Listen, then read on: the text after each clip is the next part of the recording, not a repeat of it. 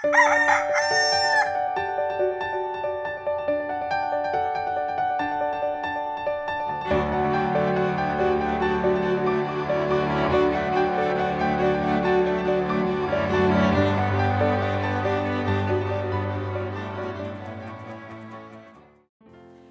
Pasko po, kapamilya. Ito po si Father J-Boy at tayo na po at magkape at pandasal.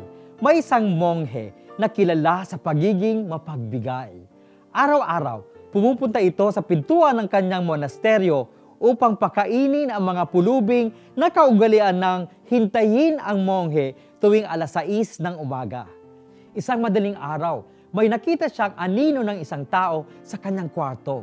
Hindi niya ito namukhaan. Isang araw, nakita na niya ang kanyang mukha, ang mukha ni Kristo. Ngunit sabay sa pagkilala niya kay Jesucristo, tumunog ang dambana. Oras na ng kanyang pagpapakain sa mga mahihirap na naghihintay sa kanya. Sasariwain sana niya ang piling ni Kristo, ngunit sabi niya, meron pa siyang pupuntahan. Nagdesisyon siyang iwanan si Kristo upang paglingkuran ang mahihirap, kahit nahahati ang kanyang puso. Hindi na niya inaasahang makita pa niya ang Diyos sa kanyang kwarto. Ngunit nagkamali siya.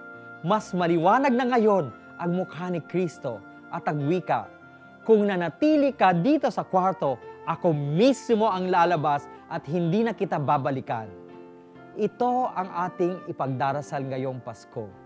Gawing kaugalian ang paglilingkod sa mga mahihirap.